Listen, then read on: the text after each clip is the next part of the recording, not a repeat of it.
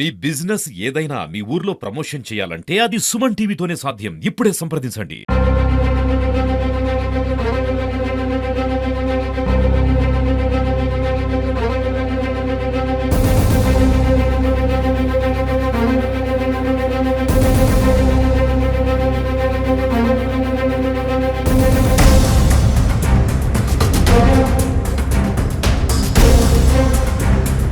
పెద్ద హరివానం గ్రామంను మండలం చేయాలన్న దశాబ్దాల కళ నెరవేరిందని సంబరాలు చేసుకున్న తరుణంలోనే ఈ గ్రామానికి రాజకీయ గ్రహణం పట్టింది.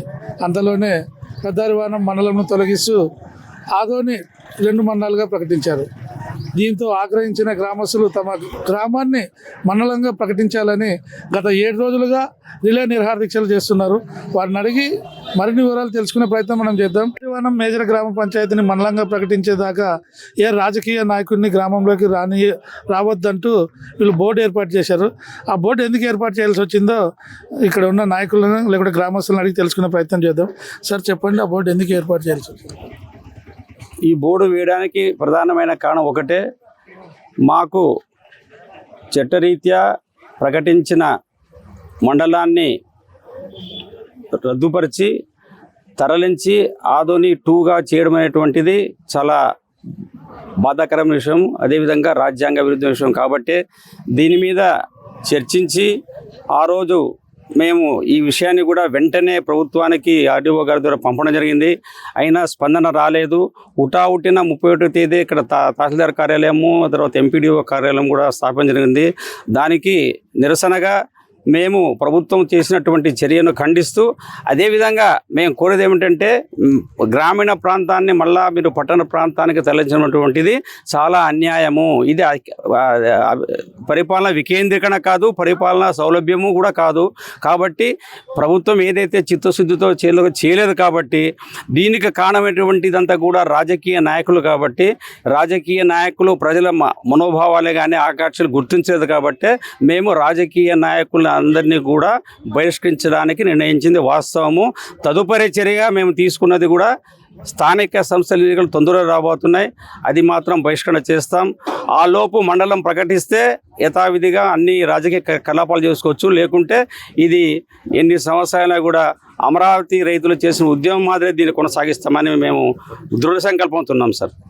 సార్ ఇప్పుడు మీరు రాజకీయ నాయకులు అడ్డుకున్నారు అంటున్నారు. ఎవరు రాజకీయ నాయకులు అంటే మినహాయింపు లేకుండా అందరూ సార్. ఇప్పుడు స్థానికంగా ఉన్నటువంటి 3 పార్టీకి సంబంధించిన నాయకులు అంటే ఇప్పుడు ప్రత్యక్షంగా మనకు కనబడేది అక్కడ మనకు దానమ్మ గారు మండల ప్రెసిడెంట్ గారు, అదేవిధంగా మాజీ ఎమ్మెల్యే సాయిప్రసాద్ గారు వైఎస్ఆర్సీపీ కౌన్సిల్కి సంబంధించిన వాళ్ళు, అదేవిధంగా టీడీపీకి సంబంధించినటువంటి గోపాల్ రెడ్డి, తర్వాత రామస్వామి తదితరులు. అంటే వాళ్ళు ఏ రకంగా ఉన్నారు వాళ్ళని ప్రశ్నించాలా మీరు? సార్ ఇప్పుడు అంటే ఎమ్మెల్యే గారు మీకు మీ మండలానికి మద్దతు తెలుపుతున్నారా? ఎమ్మెల్యే గారు పూర్తి మద్దతు ఉంది మాకు. అది దురదృష్టమో యాదృష్టమో జరిగిందే కానీ ఆయన కరెక్ట్గా అమెరికాలో ఉండడం మాకు ఇది చాలా బాధాకరంగా ఉంది. ఆయన రాగానే మళ్ళీ దీన్ని బలోపేతం మాకు హామీ ఇచ్చినాడు. పెద్ద హరివానం గ్రామంను మండలంగా ప్రకటించేదాకా ఏ రాజకీయ పార్టీ నాయకుడిని గ్రామంలోకి రానియమని గ్రామస్తులు రిలే దీక్షలు చేస్తున్నారు. వారిని అడిగి మరిన్ని వివరాలు మనం తెలుసుకున్నాం. సార్, రాజకీయ నాయకులు గ్రామంలోకి రానివ్వమని మీరు బోర్డులు పెట్టారు, ఎందుకోసం పెట్టారు సార్? ఇప్పుడు అన్ని పార్టీలు కలిసి మన ఊరు ఒకనే మోసం చేసినారు. ఎందుకంటే సీఎం సారు మా ఊరిని మండలంగా ప్రకటించారు. ఈడ జరిగింది లోకల్లోనే లోపాలు జరిగినాయి. ఎందుకంటే ఈడ లోకల్లో ఉన్న 2 వ్యక్తుల వల్లనే ఓపెన్ గా చెప్తున్నాను. వాళ్ళు మా ఎవరు సార్ ఓపెన్ గా మాజీల సాయిప్రసాద్ రెడ్డి, మీనాక్షి నాయుడు వల్లనే మాకు చాలా మోసం జరిగింది. అంతే విడిచిపెట్టి ఇంకేం లేదు. ఎందుకంటే ఇప్పుడు మన ఊరు నుంచి బీసీల నేతలు ఎదుగుతున్నారని కోసమే ఇది మోసం కుట్ర చేసి మళ్ళీ వాళ్ళు ఆదని 1 అంటే సాయిప్రసాద్ రెడ్డి, 2 అంటే మీనాక్షి నాయుడు, వాళ్ళు ప్రకటించుకున్నారు. మేము ప్రకటించడం లేదు. మాకు ఎవరు వద్దు. ఒకవేళ మా ఊరు నుంచి అన్ని రాజకీయ వ్యక్తులు అందరూ బహిష్కారం.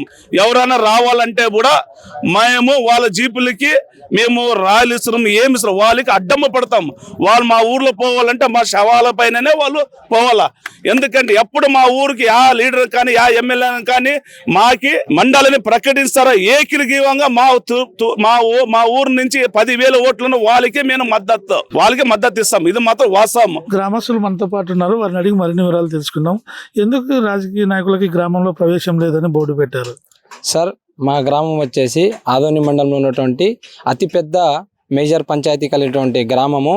మేము ఈ ప్రభుత్వం వచ్చాక మండల పునర్విభజన అని ఒక మాట ఇవ్వడం జరిగింది.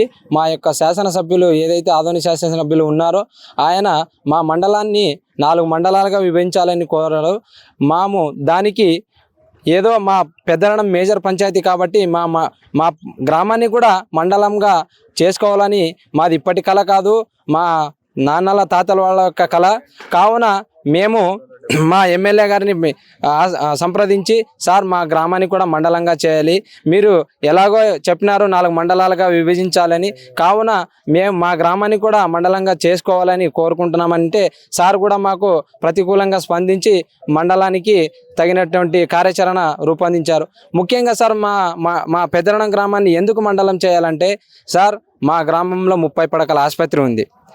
ఇది అదేవిధంగా రైతులకు కావాల్సినటువంటి అన్ని సౌకర్యాలు ఏదైతే ఉందో బ్యాంక్ సిస్టమ్ ఉంది, అదేవిధంగా పిల్లలు చదువుకోవడానికి ఒక బీసీ హాస్టల్ ఉంది, అదేవిధంగా హై స్కూల్ ఉంది, ఇంకోటి 10th ఎడ్యుకేషన్కి బోర్డు రాయడానికి ఎగ్జామ్ రాయడానికి సెంటర్ కూడా ఉంది.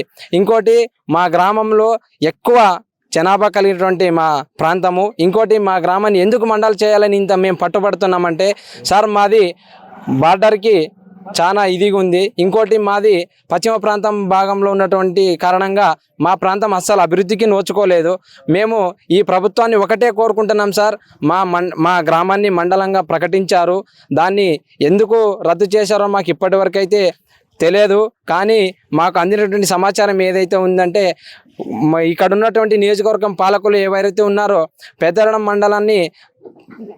గ్రామాన్ని మండలంగా ప్రకటిస్తే అక్కడ ఉన్నటువంటి ఒక బీసీ నాయకుడు ఎదుగుతాడన్న ఒక కుతంత్రాల వల్ల ఇదంతా ఒక నాయకుడి పైన ఓర్వలేక ఈ యొక్క కుతంత్రాలు చేసి మా మండలాన్ని పోగొట్టారు. ఎవరా నాయకుడు? సార్, మానవి దేవేంద్రప్ప గారు, కురువ కార్పొరేషన్ చైర్మన్ గారు, ఆయన కృషితోనే మాకు మండలం వచ్చింది. కావున సార్, మేము చేతులకి ప్రభుత్వాన్ని మొక్కుతున్నది ఒకటే మేము మా మండలాన్ని కొనసాగించాలి. లేకపోతే మేము ఏదైతే పెట్టామో మా గ్రామంలో ఏ పార్టీ రాజకీయ నాయకులకు అనుమతి లేదని, దాన్ని ఖచ్చితంగా మా కంఠం ప్రాణం ఉన్నంత వరకు ఏ రాజకీయ పార్టీని మేము అలో చేయము. మా గ్రామానికి ఏ నాయకుడైతే మండలం ప్రకటిస్తాడో ఆ నాయకుడికి ఆ పార్టీకి మేము ఊరి వన్ సైడ్గా నిలబడి మేము 12,000 ఓటు మెజారిటీ చూపించే బాధ్యత మా గ్రామ ప్రజలు తీసుకున్నారు. దీన్ని మాత్రం మేము చాలా ఏకతాటిపైన ఉన్నాము. దయచేసి మేము అడిగేది ఒక్కటే, మా మండలాన్ని యథావిధిగా కొనసాగించండి. లేని ఎడల మా పెద్దన గ్రామాన్ని మండలం ప్రకటించకపోతే మేము రాబోయే స్థానిక ఎలక్షన్స్ కానీ, అసెంబ్లీ ఎలక్షన్స్ కానీ, పార్లమెంట్ ఎలక్షన్ మొత్తం ఏ ఎలక్షన్లు అయితే జరుగుతాయో ఆ ఎలక్షన్ మొత్తాన్ని బహిష్కరిస్తామని కూడా ఈ సభాముఖంగా తెలియజేసుకుంటున్నాం. ఇది ఇక్కడ పరిస్థితి. 16వ గ్రామ పంచాయతీని మండలంగా ప్రకటించేదాకా మా ఉద్యమం కొనసాగుతుందని, ప్రకటించకపోతే ఎలక్షన్స్ ను బహిష్కరిస్తామని ఇక్కడ ఉన్న గ్రామస్తులు తెలుపుతున్నారు. కెమెరా పర్సన్ శాంతతో మునుస్వామి, సుమన్ టీవీ, ఆదోని.